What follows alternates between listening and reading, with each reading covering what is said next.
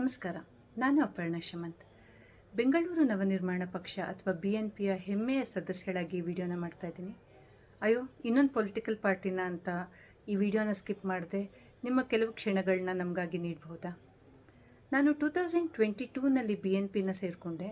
ಇದು ಸೇರ್ಕೊಳ್ಳೋಕ್ಕೆ ಮುಖ್ಯವಾದ ಕಾರಣ ಅಂದರೆ ಇದು ಒಂದು ಯುನೀಕ್ ಪೊಲಿಟಿಕಲ್ ಪಾರ್ಟಿ ಅಂತ ಅನ್ನಿಸ್ತು. ಇದು ಹೇಗೆ ವಿಭಿನ್ನ ಅಂತಂದರೆ MLA ಎಲೆಕ್ಷನ್ನಲ್ಲಾಗಲಿ ಅಥವಾ MP ಎಲೆಕ್ಷನ್ನಲ್ಲಾಗಲಿ ಸ್ಪರ್ಧಿಸುವಂತಹ ಯಾವ ಉದ್ದೇಶವನ್ನು ಹೊಂದಿಲ್ಲ. ಇದು ಕೇವಲ ಬೆಂಗಳೂರಿಗೆ ಮಾತ್ರ ಸೀಮಿತವಾಗಿರುವಂತಹ ಪಾರ್ಟಿ.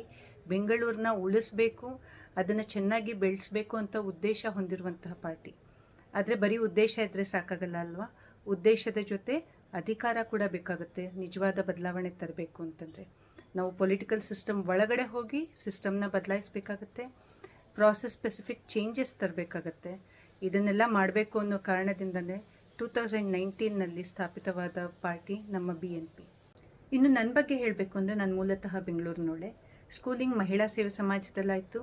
ಆಮೇಲೆ ನ್ಯಾಷನಲ್ ಕಾಲೇಜ್ ಜಯನಗರ್ಲಿ BSc ಎಲೆಕ್ಟ್ರಾನಿಕ್ಸ್ ಮಾಡಿಕೊಂಡೆ. ಅದಾದ ನಂತರ ಇನ್ಫೋಸಿಸ್, GE ಕ್ಯಾಪಿಟಲ್ ಮತ್ತು ಸೈಪ್ರಸ್ ಸೆಮಿಕಂಡಕ್ಟರ್ಸ್ನಂತಹ ಕಂಪನಿಗಳಲ್ಲಿ ಕೆಲಸ ಮಾಡಿದೆ. 2011ಲಿ ಹೋಮ್ ಮೇಕರ್ ಆಗಬೇಕು ಅಂತ ಡಿಸೈಡ್ ಮಾಡಿದೆ. ಹೋಮ್ ಮೇಕರ್ ಆದ ತಕ್ಷಣ ನನ್ನನ್ನು ನಾನು ಬರೀ ಮನೆಗೆ ಸೀಮಿತಗೊಳಿಸ್ಕೊಳ್ಳಿಲ್ಲ. ನನ್ನ ರವಿ ಹಿಲ್ವ್ಯೂ ಲೇಔಟ್ನಲ್ಲಿ ಒಬ್ಬಳು ಆ್ಯಕ್ಟಿವ್ ಸದಸ್ಯೆಯಾದ ಏನೇ ಸಿವಿಕ್ ಇಶ್ಯೂಸ್ ಇದ್ದರೂ ತಕ್ಕ ಅಥಾರಿಟೀಸ್ಗೆ ಎಸ್ಕಲೇಟ್ ಮಾಡಿ ಅದನ್ನು ರಿಸಾಲ್ವ್ ಮಾಡೋದ್ರಲ್ಲಿ ಭಾಗವಹಿಸಿದ್ದೆ. ಇದಲ್ಲದೆ ನಾನು ಒಬ್ಬಳು ಪ್ಯಾಷನೇಟ್ ಟೀಚರ್ ಕೂಡ ಹೌದು. ಮಾತೃಭಾಷೆ ಯಾರಿಗೆ ಕನ್ನಡ ಅಲ್ವೋ ಅಂಥ ಮಕ್ಕಳಿಗೆ ನಾನು ಉಚಿತವಾಗಿ ಕನ್ನಡ ಹೇಳ್ಕೊಡ್ತೀನಿ.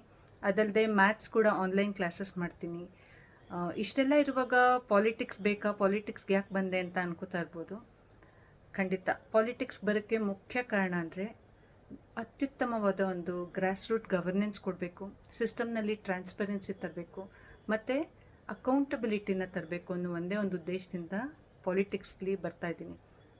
ನಿಮಗೆ ಗೊತ್ತಾ, ವರ್ಷಕ್ಕೆ 15ರಿಂದ 20 ಸಾವಿರ ಕೋಟಿ ಬಡ್ಜೆಟ್ ಇದೆ ನಮ್ಮ ಬೆಂಗಳೂರದು. ಹಾಗಾದರೂ ಕೂಡ ನಮಗೆ ಗಾಡಿ ಓಡಿಸೋಕ್ಕೆ ಒಳ್ಳೆ ರಸ್ತೆಗಳಿಲ್ಲ, ನಡೆದಾಡೋಕ್ಕೆ ಒಳ್ಳೆ ಫುಟ್ಪಾತ್ಗಳಿಲ್ಲ, ಇಲ್ಲ ಪಾರ್ಕಿಗೆ ಹೋಗೋಣ ಅಂದರೆ ಮುರಿದು ಬಿದ್ದ ಬೆಂಚ್ಗಳಿವೆ, ಮಕ್ಕಳನ್ನ ಆಡಿಸೋಣ ಅಂದರೆ ರಸ್ಟ್ ಹಿಡಿದಂತಹ ಆಟಿಕೆಗಳಿವೆ. ನಾವೇನು ಲಕ್ಸುರಿಯಸ್ ಅಮ್ಯುನಿಟೀಸ್ ಕೊಡಿ ಅಂತ ಕೇಳ್ತಾ ಇಲ್ಲ, ಬೇಸಿಕ್ ಕೇಳ್ತಾ ಇರೋದು. ಅದು ಕೂಡ ನಮಗೆ ಸಿಗ್ತಾ ಇಲ್ಲ ಅಂತಂದರೆ ನಮಗಿರೋ ಕೊರತೆ ಆದರೂ ಏನು? ನಮಗೆ ಹಣದ ಕೊರತೆ ಇದೆಯಾ, ಟೆಕ್ನಾಲಜಿ ಕೊರತೆ ಇದೆಯಾ, ಅಥವಾ ಹ್ಯೂಮನ್ ರಿಸೋರ್ಸ್ ಕೊರತೆ ಇದೆಯಾ? ಖಂಡಿತ ಇಲ್ಲ. ಇರೋ ಕೊರತೆ ಒಂದೇ ಒಂದು, ನಾವು ಆರಿಸಿರುವಂತಹ ಜನಪ್ರತಿನಿಧಿಗಳ ಇಂಟೆಂಟ್ನ ಕೊರತೆ. ಹಾಗಂದರೆ ಬರೀ ಪೊಲಿಟಿಷಿಯನ್ಸ್ದೇ ಇದು ತಪ್ಪು ಅಂತ ಬ್ಲೇಮ್ ಮಾಡ್ಬೋದಾ? ಖಂಡಿತ ಇಲ್ಲ. ಇದರಲ್ಲಿ ನಂದು ನಿಮ್ಮದು ಕೂಡ ಅಷ್ಟೇ ತಪ್ಪಿದೆ. ಆರಿಸಿದವ್ರನ್ನೇ ಮತ್ತೆ ಮತ್ತೆ ಆರಿಸಿ ಈ ಸಾರ್ತಿ ಏನೋ ಹೊಸದಾಗಿ ಮಾಡ್ತಾರೆ ಅಂತ ಅಂದ್ಕೊಳ್ಳೋದ್ರಲ್ಲಿ ಅರ್ಥ ಇದೆಯಾ? ಈಗ 1 ಕಪ್ ಅಕ್ಕಿಗೆ 3 ಕಪ್ ನೀರು ಹಾಕಿ ಅಯ್ಯೋ ಅನ್ನ ಸರಿ ಹೋಗ್ತಾ ಇಲ್ಲ ಅಂತ ದಿನ ಅಳದ್ರಲ್ಲಿ ಅರ್ಥ ಇದೆಯಾ? ಅಥವಾ ಅಕ್ಕಿ ನೀರಿನ ಪ್ರಮಾಣ ಹೆಚ್ಚು ಕಡಿಮೆ ಮಾಡಿ ಟ್ರಯಲ್ ಆ್ಯಂಡ್ ಎರರ್ ಮೆಥಡ್ಲಿ ಸರಿ ಮಾಡಿಸ್ಕೊಳ್ಳೋದ್ರಲ್ಲಿ ಜಾಣ್ತನ ಇದೆಯಾ? ಆಯ್ಕೆ ನಮ್ಮದೇ. ಹೌದು, ಅವ್ರನ್ನ ಆಯ್ಕೆ ಮಾಡ್ತಿದ್ರೆ ಬೇರೆ ಏನು ದಾರಿ ಇದೆ? ಬೇರೆ ಆಲ್ಟರ್ನೇಟಿವ್ ಕೂಡ ಬೇಕು ಅಂತ ಅನ್ಕೋತೀವಲ್ವಾ? ಹೌದು, ಯಾಕೆ ಬೇರೆಯವರೇ ಆಲ್ಟರ್ನೇಟಿವ್ ಆಗಬೇಕು? ಯಾಕೆ ನಾವು ಆಲ್ಟರ್ನೇಟಿವ್ ಆಗಬಾರ್ದು? ಇದಕ್ಕೆ ಮುಖ್ಯ ಕಾರಣ ಏನು ಗೊತ್ತಾ?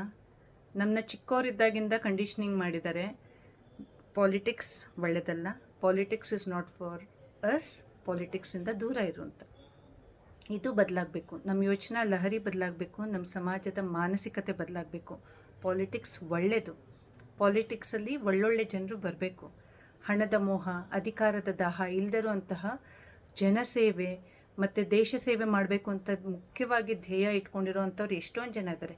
ಅವರೆಲ್ಲ ಹೆಚ್ಚೆಚ್ಚಾಗಿ ಪಾಲಿಟಿಕ್ಸ್ಗೆ ಬಂದರೆ ನಮ್ಮ ದೇಶ ಡೆವಲಪ್ ನೇಷನ್ಸ್ ಲಿಸ್ಟ್ನಲ್ಲಿ ಹೋಗೋದ್ರಲ್ಲಿ ಯಾವ ಸಂಶಯ ಕೂಡ ಇಲ್ಲ.